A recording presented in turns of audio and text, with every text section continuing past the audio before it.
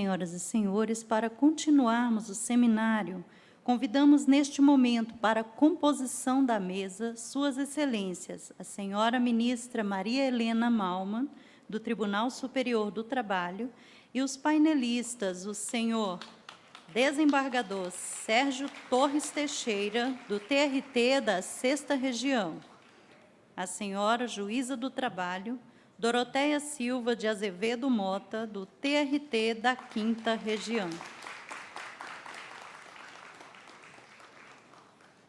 Neste momento, fará uso da palavra Sua Excelência, a senhora ministra Maria Helena Malman. Boa tarde a todas e todos. Eu cumprimento aqui em especial os integrantes deste painel, o desembargador Sérgio Torres Teixeira. É um prazer revê-lo, desembargador. Cumprimento a juíza Doroteia de Azevedo Mota, que, na verdade, hoje eu conheço pessoalmente, embora eu já conheça de seus trabalhos, e dizer que é uma alegria imensa estar aqui. Quero cumprimentar também, inicialmente, os idealizadores deste seminário, Seminário Internacional sobre Métodos Consensuais de Resoluções de Disputas, a Justiça de Trabalho a serviço da paz.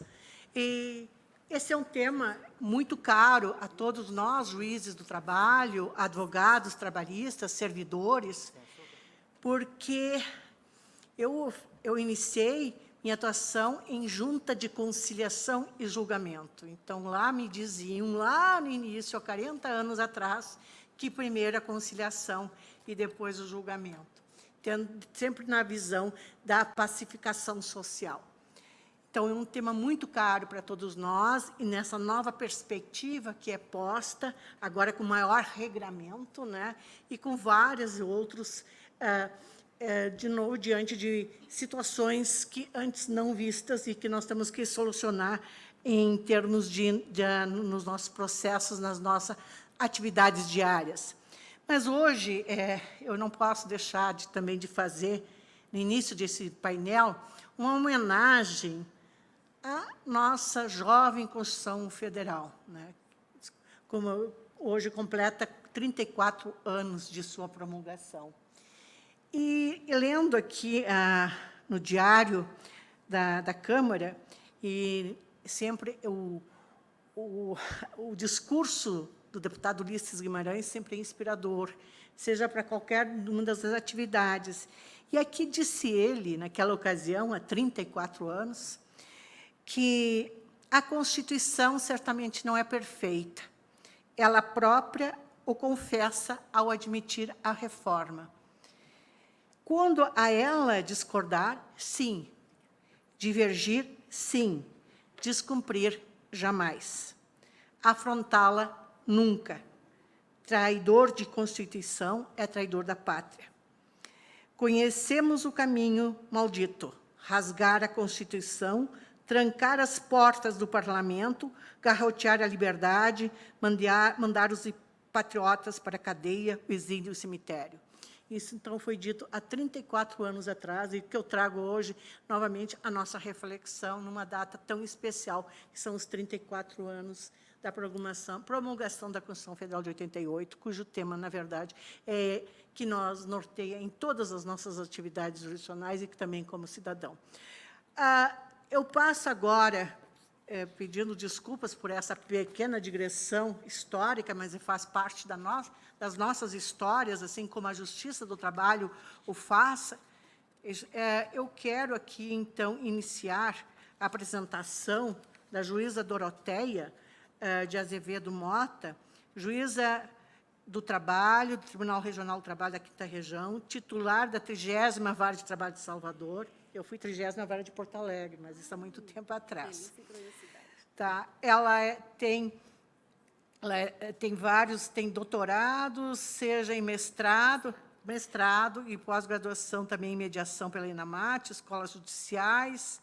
Também vi no seu currículo que não é este aqui, mas eu acho que o roteiro não está muito tão completo, mas que a Vossa Excelência também fez cursos no exterior, né?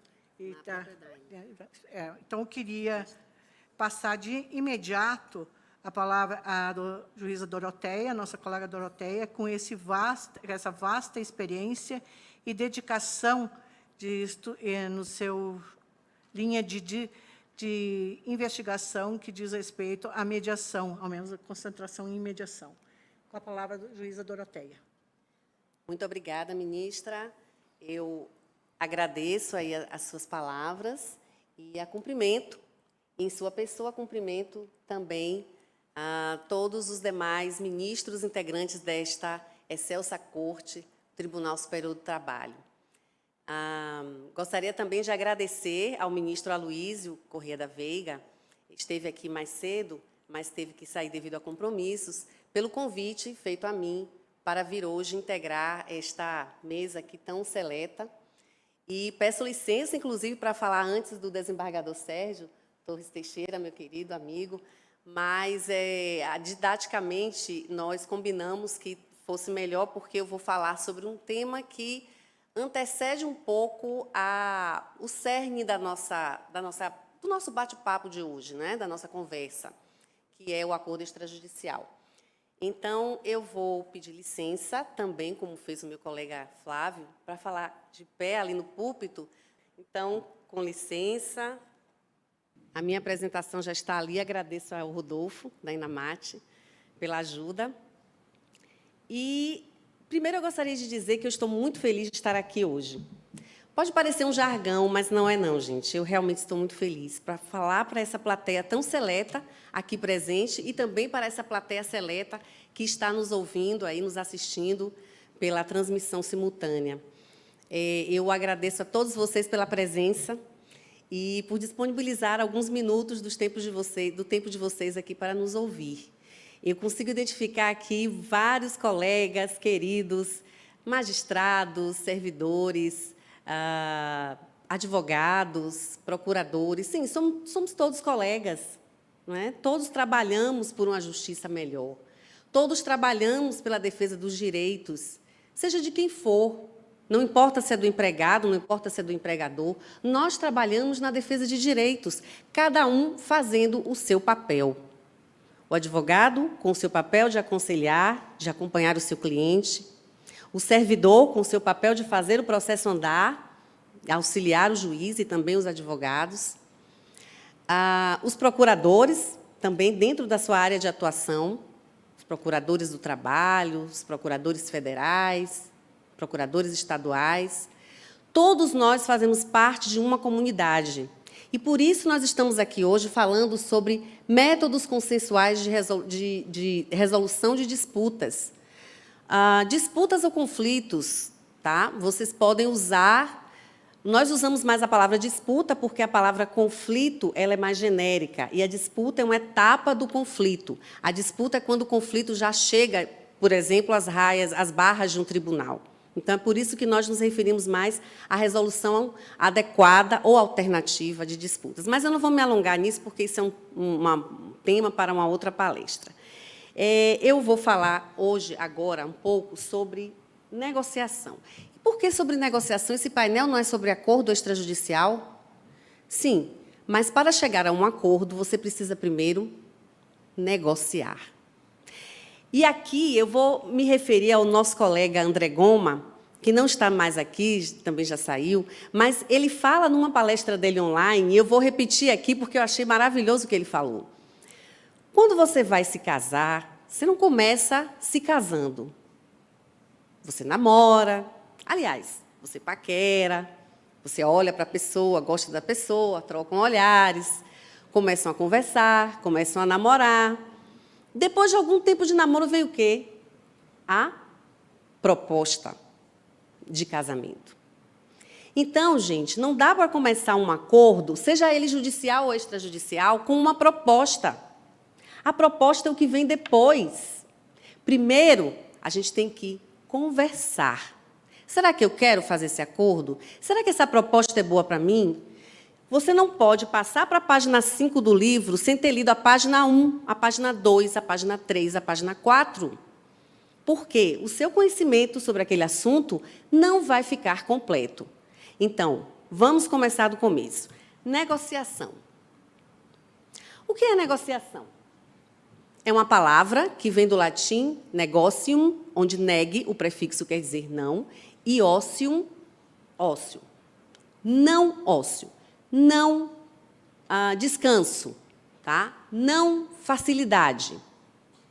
Negócio. É isso. Você não pode fazer uma negociação cruzando os braços, esperando que tudo vai acontecer e vai cair no seu colo aquele acordo. Você tem que se esforçar, você tem que negociar, você tem que conversar. Tá? A negociação também acontece, gente, o tempo todo. É como eu sempre digo para os meus companheiros de aulas, né? Eu chamo de companheiros, eu não chamo nem de alunos. Na verdade, nunca é sobre ensinar, sempre foi sobre partilhar. Então, quando nós estamos conversando numa aula, o professor não ensina, o professor partilha. E ele aprende também. Como quem está ali também está partilhando, está aprendendo e também está ensinando. Então, é mais uma partilha. E aqui me permitam uma referência pessoal. Até 2014, eu tinha quase nenhum conhecimento sobre mediação, apesar de ter ingressado na magistratura em 1995. E aí, a minha escola judicial, do TRT5, promoveu o seminário, um seminário de 5 dias com a Pepperdine University. Meu colega Flávio estava lá também, porque foram abertas vagas para outros regionais. Meu colega Fernando Hoffmann também estava lá. E nós fizemos esse seminário. E foi depois desse seminário que eu resolvi fazer a imersão, realmente, na cultura que o professor Singh nos trouxe aqui tão lindamente, e fazer o mestrado lá na Pepperdine University, porque eu queria conhecer melhor o que era isso. O que era essa mediação, que só em fazer esse seminário de 5 dias, eu consegui aumentar a minha conciliação em 30%. E aí eu fiz esse mestrado lá e foi uma experiência fantástica. Eu falo isso porque, como eu fiz, qualquer um de vocês pode também fazer. Tá? E agradeço a minha escola judicial, à época, pela oportunidade que tive, a desembargadora Ana Paola, que está aqui presente, lá do meu TRT, que também participou do seminário, não foi, desembargadora?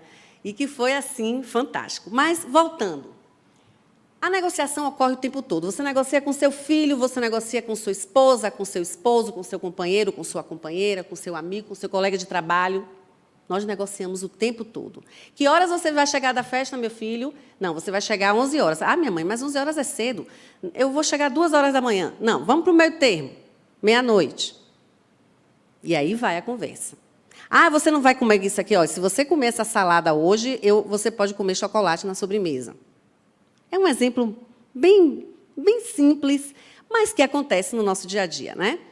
Mas a negociação também é um método adequado ou alternativo de resolução de disputas. São 2 pessoas, porque ela é autocompositivo, desembargador Sérgio, como o senhor bem sabe, é autocompositivo porque as partes que negociam, tá? E onde é que nós temos a negociação na Justiça do Trabalho? Nós temos a negociação entre as partes e os advogados. Ainda não é mediação. A mediação e a negociação também é uma etapa da mediação.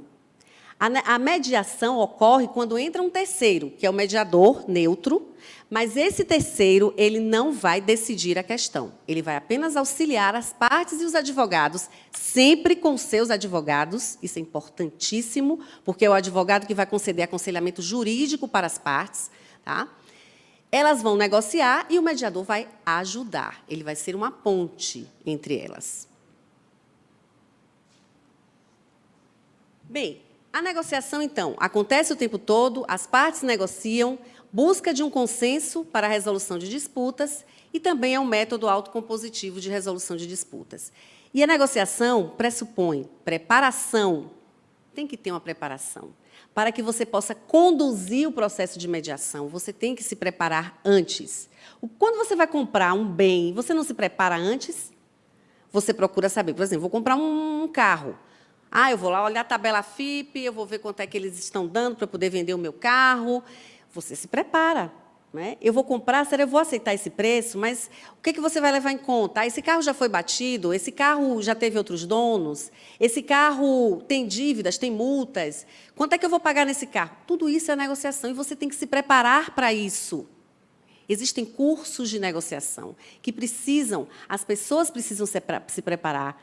Meu querido Rogério Neiva, que está aqui presente, que também nos acompanha sempre, e que é um expert em negociação. As pessoas têm que se preparar para negociar. Então, não é só chegar e dizer assim, vamos fazer um acordo e baixar uma minuta lá do Google e preencher a minuta. Não façam isso, vocês estão perdendo grandes oportunidades. Aos colegas advogados, pensem nisso, numa preparação para a negociação. Tá? Sempre vai haver mercado para os advogados, porque o que os advogados precisam não é processo, o que os advogados precisam é de cliente. Então, depois da preparação, você vai para a condução, que é a própria negociação em si. Depois você vai para o resultado, a implementação desse resultado e a avaliação desse resultado. E hoje, meus queridos colegas, nós já falamos em Gendered Negotiation. Tem um artigo meu publicado no dia 22 de agosto, agora, de 2022, no Conju, vocês podem acessar, sobre negociação com perspectiva de gênero. Sim. Ah, mas é o quê? Para a mulher ser privilegiada na negociação? Não. Porque existem situações dentro da negociação que revelam como a mulher, muitas vezes, pode ser alijada do processo de negociação. Como se mexe com a autoestima da mulher. Por exemplo, já existe, eu menciono isso no meu artigo, já existe um estudo que diz que, quando tem uma mulher na negociação, há uma tendência maior de se mentir para ela. Isso está comprovado cientificamente nesse estudo que eu cito no meu artigo. Então, gente, era sobre isso que eu queria falar. Porque quando vocês negociam, quando nós negociamos, aí sim, nós podemos chegar num acordo, e esse acordo pode ser extrajudicial. E agora eu vou passar a palavra ao meu querido colega, o desembargador Sérgio Torres, para nós adentrarmos mais especificamente no tema do acordo extrajudicial. Muito obrigada.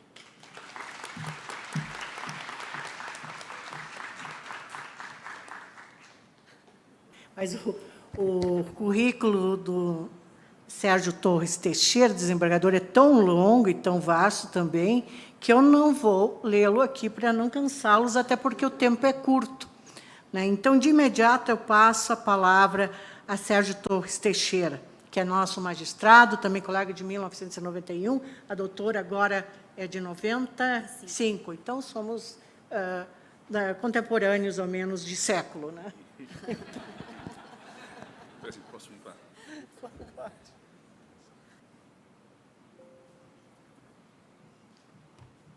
Senhora ministra Maria Helena Malman, né, minha querida Doroteia, senhoras e senhores aqui da plateia e os telespectadores também, é uma imensa alegria, né, de poder participar deste evento. Quero agradecer pessoalmente ao ministro Aloísio pelo convite e também o nosso paparazzi favorito, né, o Platãozinho, que não está aqui, pelo convite.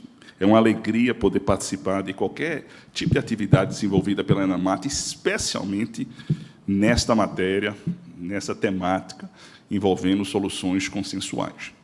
Eu, de antemão, peço perdão, minha voz não está 100%, né, já há uns 2 dias que estou sentindo alguma coisa. Se eu tiver alguma crise de tosse, fiquem tranquilos, né, não é nenhum ataque cardíaco, não, é realmente minha voz, né, brigando comigo, e aí, então, eu resolverei e darei continuidade. Mas esse tema é interessante, né, e é muito caro para mim, mas não é de agora, não. Não é desde o CPC de 2015, agora, não. É antes mesmo do ingresso na magistratura, quando eu, começando a estudar o processo de trabalho, examinando o Decreto-Lei 1237 de 39, que instituiu a Justiça do Trabalho, vi lá, que massa! Conciliação primeiro e depois, eventualmente, julgamento. Repetido na CLT em 1943, depois na Constituição de 46 e até hoje. Nós, da Justiça do Trabalho, que somos pioneiros na priorização de soluções consensuais. Os nossos queridos amigos, primos dos outros ramos do Judiciário, da Justiça Federal, da Justiça Estadual, é que agora estão entrando nessa área. Pioneiros somos nós, né? E isso não pode ser esquecido. Tenho orgulho disso, né? O CPC de 2015 estabelece, no artigo 3º, parágrafo 2º, que o Estado, sempre que possível, estimulará soluções consensuais. Ok, beleza. Isso acontece na Justiça do Trabalho desde, pelo menos, 1939. Então, não é novidade para nós. Não é novidade para nós. E é importante essa compreensão e a compreensão do nosso papel. Por quê? Eu fui vítima de um furto um pouco mais cedo, tanto pelo ministro Aloysio e depois pelo ministro Lélio, quando eles mencionaram a Constituição, né, de 88, mencionaram o preâmbulo, que eu iria começar dizendo, se nós vivemos realmente numa sociedade fraterna, pluralista, né, sem preconceitos, fundado na harmonia e comprometida na ordem interna e internacional com a solução pacífica das controvérsias, nós temos que falar sobre consensualidade e sobre soluções consensuais o tempo inteiro, porque faz parte da nossa raiz, preâmbulo dessa Constituição, que hoje completa 34 anos, e já sei de antemão que é bem mais antiga do que qualquer uma das mulheres que está aqui na plateia, né?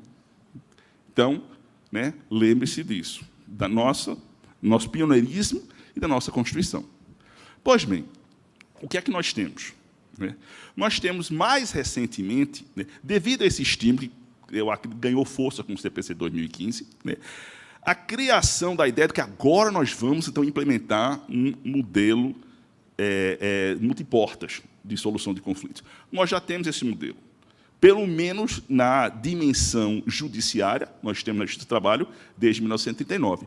O que nós estamos vendo hoje sendo incentivado é um modelo bidimensional, né, com fórmulas extrajudiciais, desde a arbitragem até a mediação extrajudicial, a conciliação extrajudicial, a online dispute resolution e vários outros métodos, como também, dentro da seara do próprio judiciário, nós estamos vendo surgir novas formas, ao lado daquelas que já existiam anteriormente, como a conciliação judicial, né, e como a jurisdição contenciosa em si.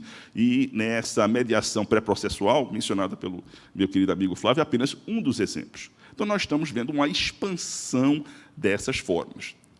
E um desses métodos de expansão é o objeto, né, da minha abordagem e da abordagem da Doroteia hoje. Eu vou iniciar essa exposição, mas nós vamos completar juntos, porque nós selecionamos algumas perguntas envolvendo temas polêmicos que nós queremos discutir com todos vocês, né?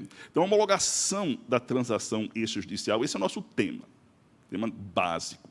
E eu quero começar aqui, né, lembrando que o objeto dessa nossa abordagem, né, começou com a Lei 13.467 e duas alterações legislativas relevantes. Primeiro, um acréscimo no artigo 652 da CLT, estabelecendo, então, uma nova atribuição, uma nova área de atuação jurisdicional do juiz do trabalho, especificamente agora envolvendo a homologação de acordos extrajudiciais dentro daquela matéria que se encontra no nosso âmbito de competência. Na realidade, podemos argumentar que não seria necessário esse acréscimo, que nós já teríamos essa competência antes. E eu posso citar exemplos concretos de recurso à jurisdição voluntária na Justiça do Trabalho para homologar um acordo celebrado extrajudicialmente, com o intuito apenas de submetê-lo à homologação, antes da reforma trabalhista. Mas vamos lá, foi interessante pelo legislador, porque pelo menos ele eliminou qualquer tipo de dúvida, preventivamente. Olha, você é competente para realizar essa atribuição. E o segundo acréscimo envolveu 4 artigozinhos, né, o 855B, 855C, 855D e 855E, tipificando, né, um procedimento deste processo de jurisdição voluntária de homologação de acordo extrajudicial extremamente simples. Extremamente simples. Aí eu quero fazer uma abordagem bem rápida sobre esses tópicos, para então entrar nessa seara das questões polêmicas. Aí vamos lá. O que é importante destacar em relação a essa inovação, dessa ampliação das nossas atribuições jurisdicionais e desse procedimento numa vitrine que passou a se denominar de processo de jurisdição voluntária de homologação de acordo extrajudicial? Primeira coisa, não se trata de uma nova fórmula de solução de conflito. Não. Na realidade, o conflito já foi solucionado. Nós estamos falando de um acordo extrajudicial que está sendo levado ao judiciário para fins de homologação. Então, tecnicamente, materialmente, o conflito já foi solucionado. E isso me traz a uma pergunta, talvez a pergunta mais interessante que eu recebi até agora, quando eu expus sobre esse tema, foi mais ou menos uns 4 anos atrás, no TRT da primeira região, Rejuda. O culpado, eu acho que é o Fragali, que fez o convite, né? Quando eu estava lá, Fragali, você vai se lembrar que tinha um grupo de doutorandos italianos, alunos italianos assistindo, você se lembra. Aí teve uma doutoranda, era da Universidade de Roma, não sei se era Tor Vergata, né? Aí ela levantou e fez uma pergunta a mim, dizendo, professor, por que submeter à justiça o acordo, se o acordo já foi formulado? Aí eu disse, obrigado por essa pergunta, porque ela somente poderia ser feita por alguém que não vive no Brasil. Né? Essa é a pergunta perfeita, né? E ela só poderia ser feita porque não vive no Brasil. E eu vou, então, justificar. A solução, chegaram, né, a essa solução consensual, o acordo foi celebrado extrajudicialmente. Mas nós vivemos aqui, eu acho ainda maior do que nossa crise da litigiosidade, é uma crise de confiança. Ninguém confia em ninguém. O empregado não confia no empregador, o empregador não confia no empregado. O empregado não confia no seu advogado, o empregador não confia no advogado dele. Quando, eventualmente, chegam ao judiciário, né, o empregado e o empregador não confiam, né, no servidor que os atende. E o empregado, o empregador, o advogado o empregador e o servidor não confiam no juiz.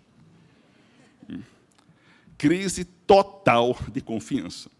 E é isso o que levou o legislador a criar essa fórmula. O acordo já foi formalizado, já foi materializado. Mas o que se busca, essencialmente, é segurança jurídica. Porque o acordo poderia ter sido feito verbalmente, ou por escrito assinado por 2 testemunhas, ou por escrito assinado por 2 testemunhas e registrado em cartório, ou por escrito assinado por 2 testemunhas levado ao sindicato, né? Tantas outras opções que nós teríamos, mas, né, a mais interessante em relação àquilo apto a proporcionar uma verdadeira segurança jurídica seria levar ao judiciário e ter um juiz ou uma juíza homologar. Porque aí você proporciona, além da criação de um título executivo judicial, a partir da homologação, torna-se título executivo judicial, conforme artigo 515, inciso 3º do CPC 2015. Então, a decisão homologatória torna-se, na realidade, um título executivo judicial. Não é nem esse judicial, porque já que está com a homologação de juiz, é judicial. Mas você proporciona, né, uma segurança que somente poderia ser alcançado por outro meio, dentro de um processo jurisdicional contencioso que também resultasse num acordo. Então, esse é a cereja no topo do bolo, isso é o que se almeja, é proporcionar essa segurança buscando, então, esta homologação. Então, esse é o objetivo primordial. Agora, o que é importante destacar nessa análise? Primeiro, como estabelece o artigo 65.2, né, somente matéria no âmbito da nossa competência. Isso pode parecer lógico, óbvio, não é tão importante. É muito importante. Eu que tenho quase tantos anos de magistratura como a Constituição tem de idade, né, eu já vi de tudo, literalmente. E eu cito um exemplo que eu acho mais belo, né, casamento. Já tive proposta de casamento na hora da conciliação. E eu relutei, eu fiquei na dúvida se eu colocaria ou não a promessa, né, do empregador, um jovem dono de uma sorveteria, né, e aí a jovem reclamante. Fiquei com dúvida se eu colocaria mesmo que ele seria obrigado a casar com ela dentro de determinado prazo. E eu acabei não fazendo por um único receio. Eu fiquei achando difícil, como é que eu vou executar isso? Caso não ocorra o cumprimento. Eu poderia ter previsto uma multa, pelo menos, né? Pelo menos uma multa, eu deveria ter feito isso, mas não fiz. Eu dei tudo, mas nós só podemos homologar aquilo que está dentro da nossa esfera de confiança. Então, importante dado. Outra questão. Então, nós estamos diante de um processo de jurisdição voluntária. Por que eu estou repetindo tanto a expressão processo? Porque, até então, o CPC Ele só fala em procedimentos de jurisdição voluntária. A primeira vez que a expressão processo de jurisdição voluntária foi utilizado foi com a Lei 13.477, ao incluir esses artigos na nossa CLT.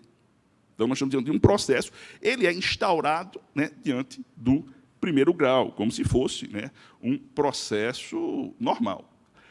E essa instauração tem algumas peculiaridades interessantes. Ela tem que ser uma instauração conjunta, empregado e empregador juntos apresentando esse pleito para que o acordo extrajudicial seja homologado. Mas cada um desses sujeitos deve ter seu próprio advogado. A representação judicial tem que ser distinta, envolvendo os dois, né? Outra curiosidade que vale a pena só mencionar: o juiz não está de mãos atadas, não. Ele tem o poder, se ele tiver qualquer sentimento de que, olha, eu quero ver um pouquinho melhor essa situação, de designar uma audiência para esclarecimentos.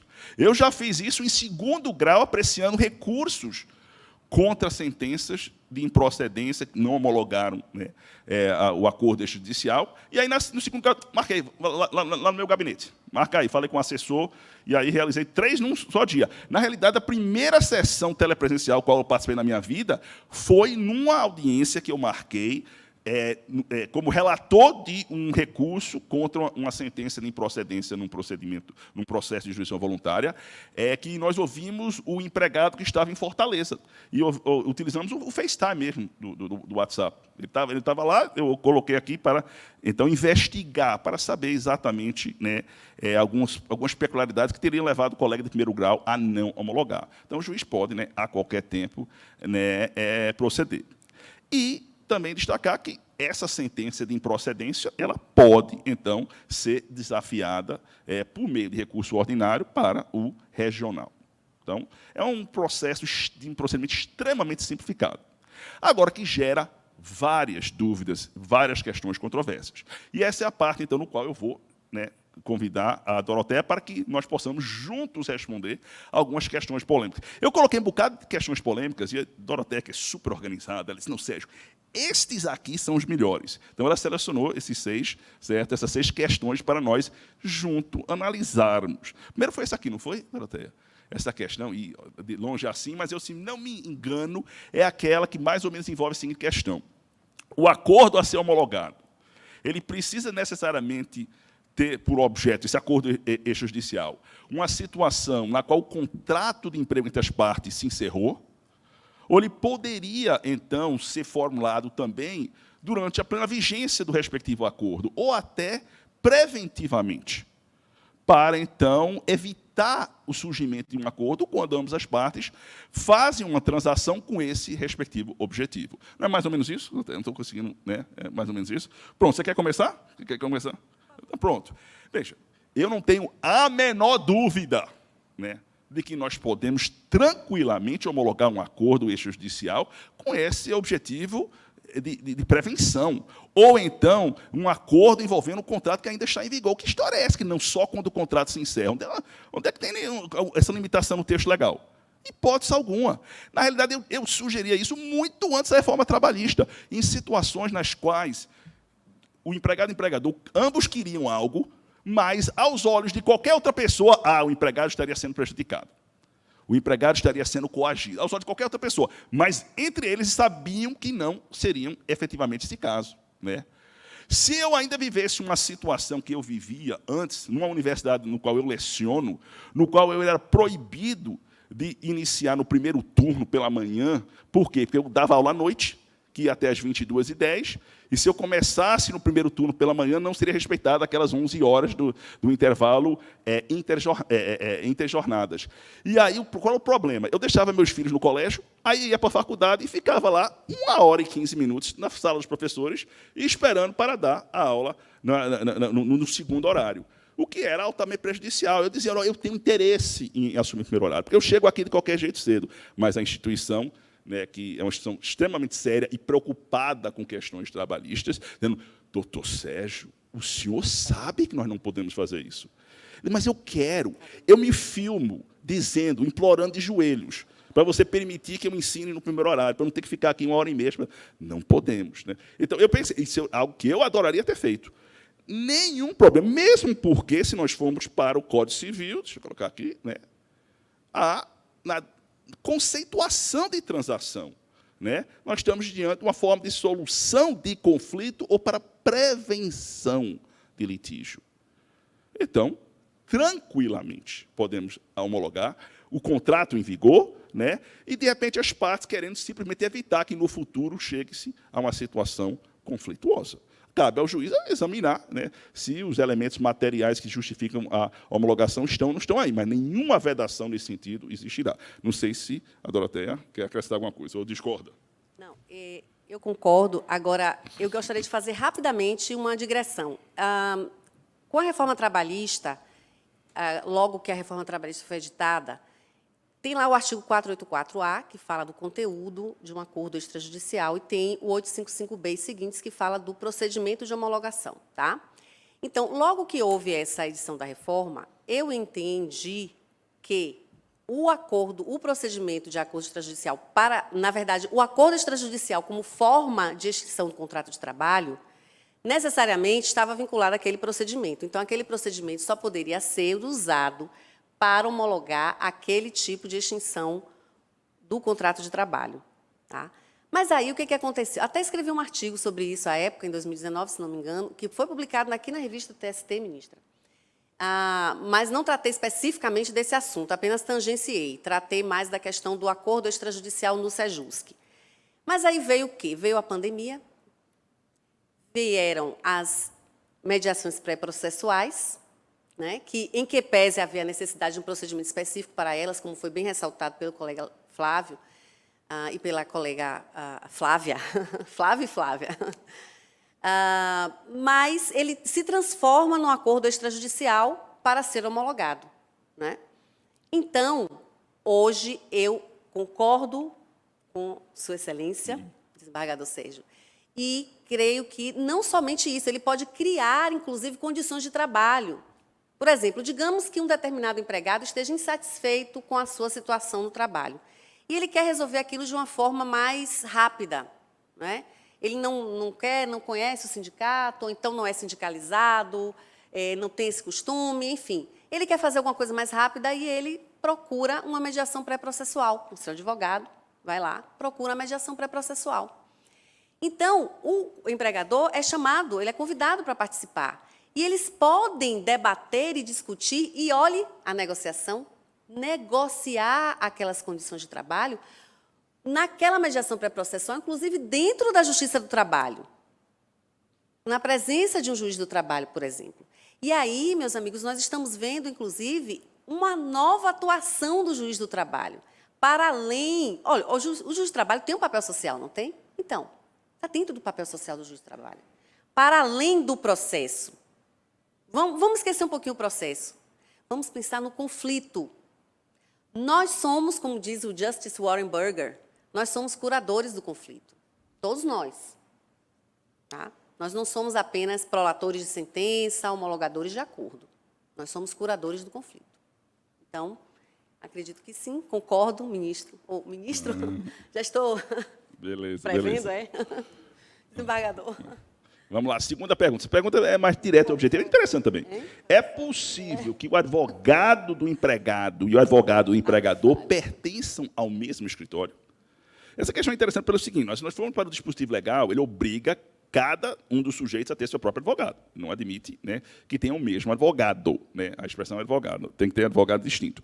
Poderiam dois advogados do mesmo escritório atuar, porque isso é uma situação que, em tese, né, eu consigo ver com relativa facilidade, pelo menos na minha região. Consigo ver. Eu, pessoalmente, não admitiria.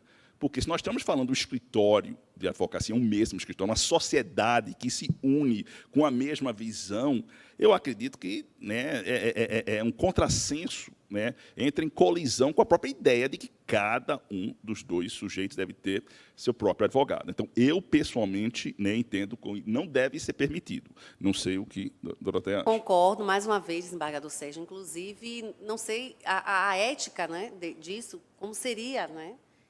Dois advogados no mesmo escritório, um patrocinando o empregado, o outro patrocinando o empregador. São advogados distintos, é verdade. Mas, como o desembargador bem pontuou, trata-se de uma comunidade de advogados, de uma sociedade de advogados, que tem os mesmos princípios, segue as mesmas regras, tem a mesma missão. Então, eu vejo aí algumas questões éticas perigosas. Então, acharia mais interessante que fossem de escritórios diferentes. Necessário, inclusive. Muito bem, também concordo, também concordo. A terceira e a quarta questão são bem interessantes, são ligadas, certo? A terceira envolve, vou fazer só um resumo, a indagação de que se o juiz, ao receber o respectivo acordo extrajudicial que é apresentado, a análise dele deve se limitar a questões formais, averiguando se existe eventual defeito ou vício de vontade, ou realmente deve ele examinar as respectivas cláusulas e detectar eventual ilegalidade ou ilicitude materialmente falando. Até que ponto vai a atuação do juiz? Até que ponto pode o juiz interferir na vontade das partes? E isso, então, poderia levar à discussão correlata. E, nesse caso, se o juiz ele poderia homologar em parte apenas o acordo, ou seja, excluir da sua homologação cláusula A, B ou C, ou a homologação terá que ser total ou de improcedência do pedido de homologação. São essas questões correlatas. Sim, por favor. Eu acho que aí nós estamos falando sobre a atuação do magistrado. Então, já extrapolamos a fase da negociação, que já aconteceu, e nós estamos falando da atuação do magistrado. Então, sim, eu creio que o magistrado pode examinar, inclusive ele pode designar audiência para isso, para além daqueles requisitos do artigo 104 do Código Civil. Porém, ele não pode homologar apenas parcialmente. Ou ele homologa, ou ele não homologa. Tá? Porque a homologação parcial, sim, essa vai interferir na negociação que aconteceu lá fora. Porque, a princípio, as partes, com seus advogados, podem celebrar o acordo e cumprir até mesmo sem uma homologação. Tá certo, nós sabemos que isso é um mundo de Alice, né? É um mundo quase ilusório, vamos dizer assim. Mas, se é necessária uma homologação do juiz, então o juiz pode, sim, examinar esses aspectos. E aí trata-se da atuação do magistrado. Tá? É Pronto. o que eu penso. Ok, eu concordo 100% com a colocação da Doroteia. Eu acho que o juiz não pode, ele tem que examinar, analisar não apenas os aspectos formais, mas também a legalidade da respectiva cláusula. Não é uma questão de julgar se valeu a pena ou não, ou seja, meritoriamente, eu não teria renunciado a tanto. Não é nesse sentido, não. É analisar a licitude, a legalidade, eu acho, ele tem o dever de fazer essa análise antes de proceder à respectiva homologação. E concordo 100% com a respectiva colocação. Não cabe homologar em parte. O artigo 848 do Código Civil é muito claro. Nula qualquer cláusula da transação, esta também será nula. Ou seja, anula tudo. Se tem uma cláusula que tem algum defeito, algum vício, isso afeta todo o respectivo negócio jurídico.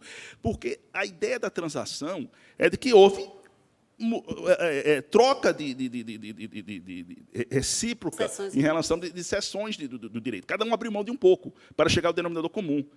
E essas concessões mútuas, essas concessões recíprocas, naturalmente, elas formam elementos essenciais ao todo.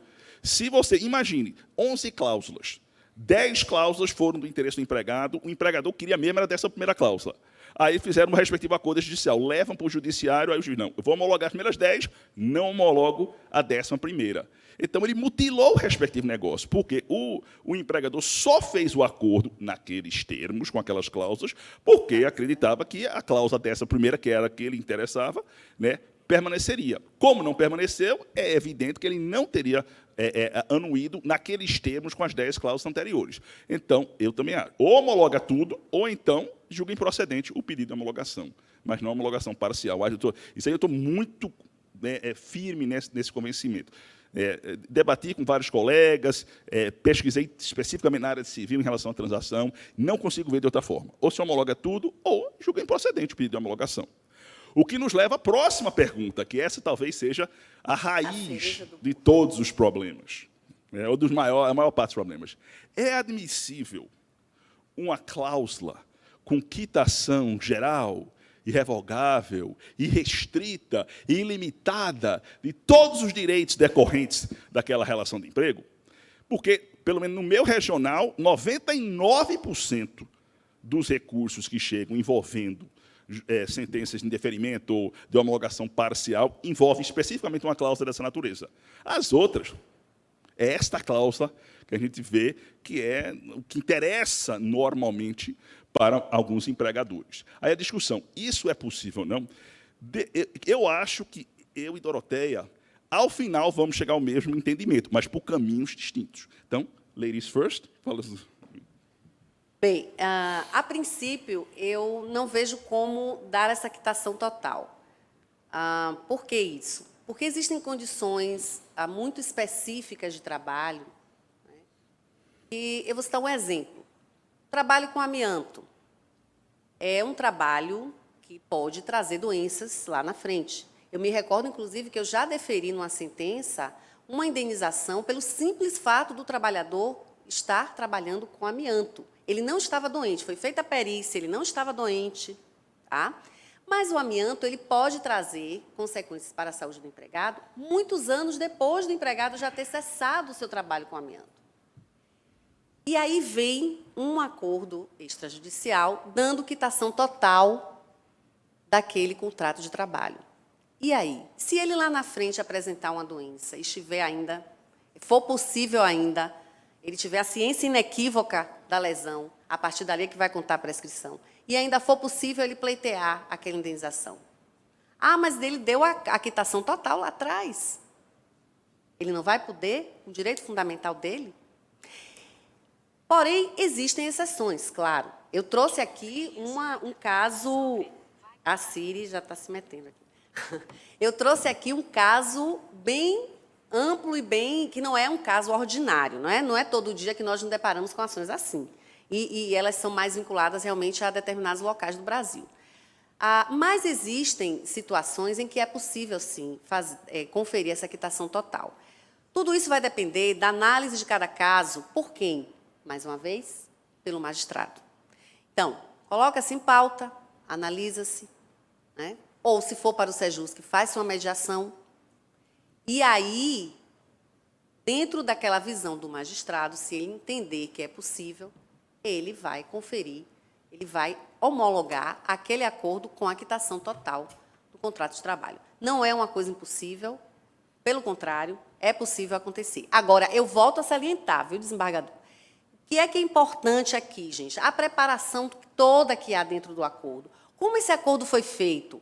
Como se negociou? Como os advogados negociaram esse acordo? Precisa haver essa preparação de todos, magistrado, servidor que eventualmente esteja participando, advogados, principalmente, todos têm que se preparar para que nós possamos mudar essa cultura que vem lá da Comissão de Conciliação Prévia, que não vingou, que era de chegar e fazer um contrato, um acordo por fazer. O empregado nem sabia o que estava acontecendo, ia lá e assinava.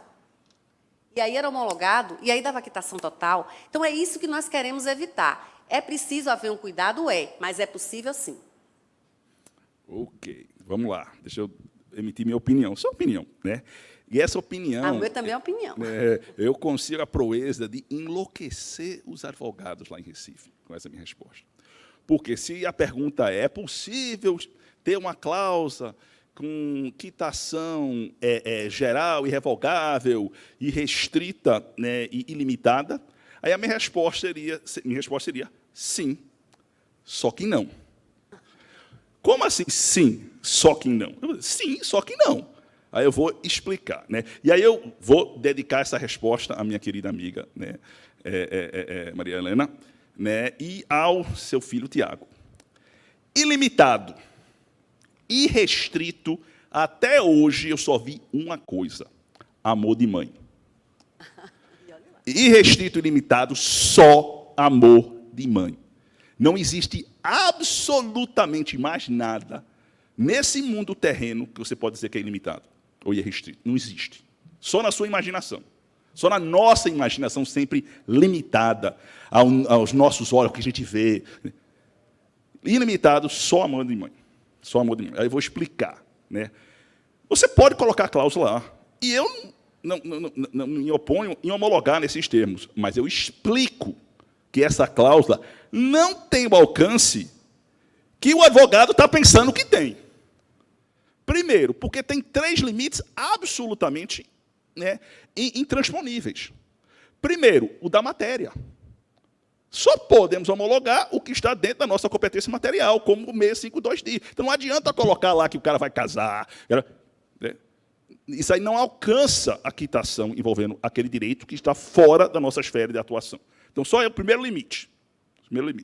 Segundo limite, quando se trata de um direito absolutamente indisponível. Se for um direito patrimonial disponível, beleza. Se for um direito relativamente indisponível, ainda assim é possível, eu acho. Mas um direito absolutamente disponível, não tem como dispor, então pode colocar, não vai alcançar, não vai alcançar. E terceiro, aí eu entro o limite, direitos contemporâneos, atuais, não direito futuro, aquilo que não existe hoje, mas pode vir a existir depois. Nós temos uma súmula lá no TRT, que foi resultante de um IUJ anos atrás. É a súmula 34, Patrícia.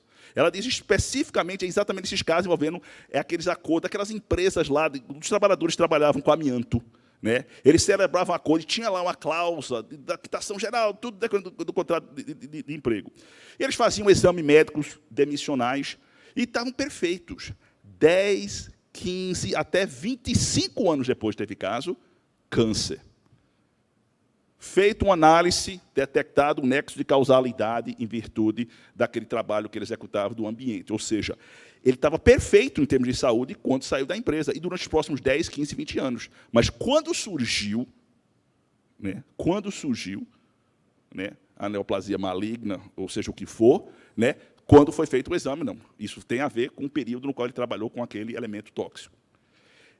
Isso não pode ser alcançado por uma quitação dada 15, 20 anos atrás. Aquele direito sequer existia. E na nossa súmula a gente disse muito claramente, direito futuro, não. Você pode aquilo que é dentro do seu grau de disponibilidade naquele momento. Não algo que sequer poderíamos imaginar existir. Aí já vi um, que o advogado colocou, quitação de todos os direitos possíveis e imagináveis. Se você quiser alterar aqui, aí eu homologo com essa alteração aqui, mas desse jeito não tem como.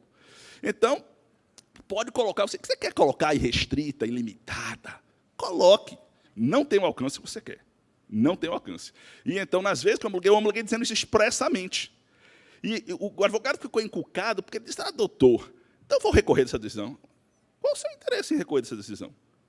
Eu estou homologando o acordo. Eu estou apenas dizendo, né, que esse alcance não é o que você pensa. Né? Não é o que você pensa. Qual o seu interesse em recorrer se eu acolhi sua respectiva pretensão quanto à homologação? Se chegar lá em cima, eu reconheceria seu interesse em recorrer, não. Você ganhou, só não ganhou nos moldes que você pensa que ganhou, porque não tem como você ultrapassar esses três limites. Por quê? Ilimitado e restrito, só o amor, né, da nossa ministra para o seu filho Tiago. Ok? Pronto, então, e essa é a minha opinião, que chega ao mesmo ponto, né, acredito que chega a Doroteia. Né, outros caminhos, mas chega ao mesmo ponto. Outra questão, deixa eu ver aqui, Doroteia, qual foi a outra pergunta? Foi se... na audiência. Da audiência, se teria alguma limitação quanto a essa audiência de esclarecimento que o juiz pode marcar. Eu vou só adiantar, eu acho nenhuma limitação. Né? O juiz pode interrogar as partes, pode exigir a produção de uma prova. Né? O artigo 765 da CLT, quando diz que o juiz pode determinar qualquer diligência necessária ao esclarecimento da lide, eu acho que se aplica-se perfeitamente aí. Então, é campo aberto. Mesmo sendo um processo de jurisdição voluntária, né, esse poder inquisitorial que o juiz tem de determinar o que ele acha necessário para firmar sua convicção, eu acho, está totalmente aberto. Não sei se você concorda. Aí eu vou discordar, porque eu entendo que, em se tratando de jurisdição voluntária, como é o caso, o poder do juiz está limitado à jurisdição voluntária, né, como o próprio nome diz, a verificar se há condições ou não de homologar o acordo. Não havendo, ele não homologa. Pronto. Mas não pode determinar a produção de prova e nem converter, digamos assim, de ofício, um processo de jurisdição voluntária em jurisdição litigiosa, né, também concordo. É que eu acho que esse poder dele é para esclarecer qualquer elemento que ele precise para esclarecer se ele entende que pode ou não pode homologar. É nesse sentido. Assim, o juiz pode esclarecer um pouco para o empregado. Olha, isso aqui, você está dando uma quitação que abrange isso, isso e isso, você está recebendo esse valor aqui, o senhor concorda, o senhor está de acordo, o senhor foi ouvido antes, essas coisas que o juiz faz, né? Mas eu entendo que não é possível transformar isso numa instrução. Se o juiz perceber que aquele acordo está ferindo algum dispositivo de lei, ou ele está ferindo algum direito, né, que não está abrangido ali, enfim, se o juiz achar que não deve homologar, ele não homologa e pronto. Aí, se a parte quiser, claro, vai recorrer. Né, a parte insatisfeita. Okay. Ou as duas. Beleza. E a última indagação é uma questão interessante. O juiz não homologando, proferindo uma sentença de improcedência do pedido de homologação. O recurso tem que ser interposto por ambos os sujeitos, ou basta um só dos sujeitos interpor o recurso, seja empregado, seja empregador? Haveria imprescindibilidade de ambos assinarem a peça recursal, ou basta um deles apenas? Acredito que basta um deles, porque a lei não fala sobre isso, né? E o recurso sempre é da parte insatisfeita. Então, ele está insatisfeito, ele pode recorrer, a não ser que a outra parte diretamente diga que não tem mais interesse naquele recurso. Perfeito. Eu acho que você não pode presumir que a parte que não recorreu não tem interesse na homologação mais. Nossa premissa tem que ser que continua com interesse na homologação, mesmo que o acordo somente tenha sido interposto por uma das partes. Então, eu acho que nós não estamos acorrentadas. Da mesma forma como você não pode exigir que todos os litisconsortes do processo originário proponham uma ação rescisória, ou que, quando houve a condenação em múltiplas empresas solidárias, que todas as empresas tenham que assinar o respectivo recurso, né, você não pode exigir. Eu acho que ambos os sujeitos entram com o recurso quando um deles demonstra insatisfação com essa homologação. Foi isso. Não foi isso, e aí, não? creio que, chegando lá no segundo grau, talvez o desembargador, né, relator, queira ouvir, talvez, a parte, queira saber se a outra parte está concordando e se ainda tem interesse na homologação. Perfeito. Talvez até mandar o processo para o SEJUSC, né? Perfeito, perfeito. Eu vou confessar um pouquinho. Eu gosto dessas audiências lá no segundo grau, porque eu tenho tanta saudade, né, das audiências do primeiro grau. Vocês estão no primeiro grau ainda, né, vocês vão ver. Né? Eu sempre me divertia. Eu entrava na sala da audiência, o que é que eu vou ver hoje em termos de mentira, em termos de exagero, em termos de briga. Então, eu sempre gostei. Por isso que eu utilizo isso, talvez, de vez em quando, para marcar uma audiência lá em segundo grau. Eu acredito com isso. E com isso, encerramos nossa apresentação. Obrigado, então. Muito obrigada a todos.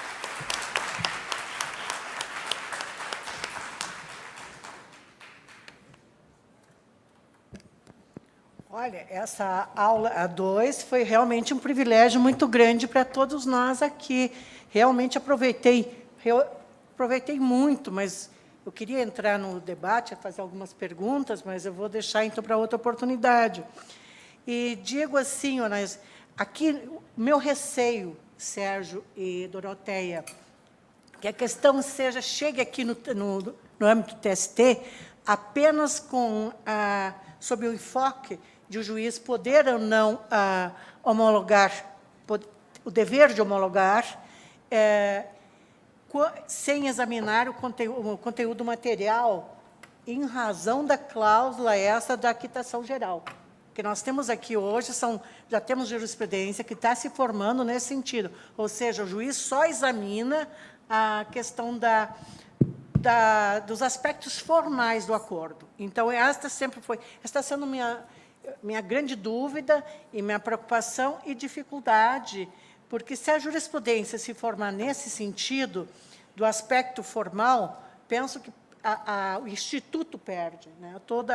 Então, eu considerei extremamente importante as considerações feitas por vocês, no sentido, quem sabe, os juízes, no momento, eles fazem a justificativa por que não estão homologando em parte. A questão, eu estou falando em relação à quitação ampla, e geral e restrita. Né?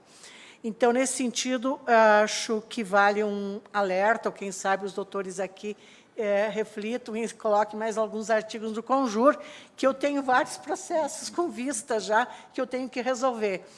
A outra questão também importante, que nós lá na SDI estamos já discutindo, enquanto que eu integrava a SDI 2, é rescisória ou é anulatória? Né?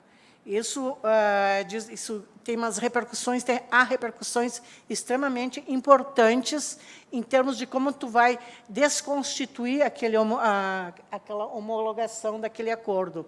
Então, essa questão não foi ainda, a decisão não saiu, pelo que eu me recordo, na SDI 2, mas está em debate, né? Então, é uma matéria também que vai ensejar a nossa reflexão logo mais ali adiante. Quer dizer, são tantas as nossas reflexões sobre essa matéria que acho que ela não se esgota aqui, né? E eu espero poder continuar debatendo e participando de debates com a participação de vocês em relação a essas novas partes, essas novidades, né, que nós trouxemos, porque, afinal de contas, o processo de jurisdição voluntária não era do nosso usual, né? Não recordo de ter, a não ser quando havia a questão do trabalhadores com estabilidade, né? Então, havia uma participação mais no sentido de uma homologação.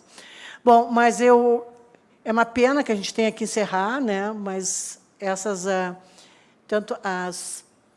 assisti também atentamente ao painel anterior, com a Flávia e o Flávio, né?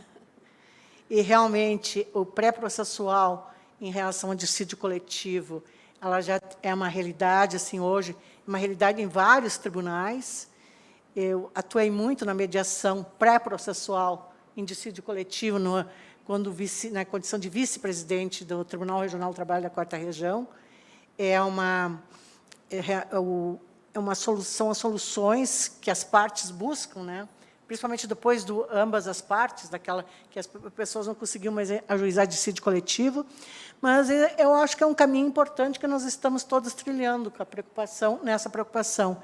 Então, mais uma vez, eu quero dizer da minha alegria sincera, verdadeira, de estar aqui com vocês, aprendendo temas e podendo ouvir, né, painelistas com tanta qualificação e conteúdo. Passo a palavra à nossa cerimonialista. Neste momento, será feita a entrega dos certificados aos painelistas.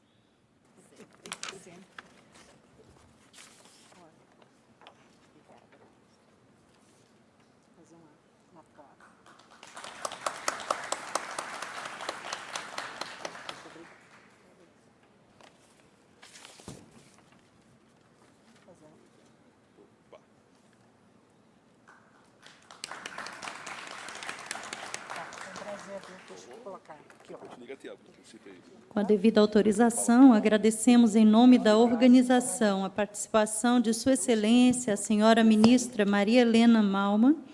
Neste momento, encerramos as atividades deste primeiro dia do seminário. Amanhã, reiniciaremos às 9 horas, horário de Brasília, com a palestra do Dr. Colin Hall, da Universidade Santa Clara. Senhores e senhoras, boa noite.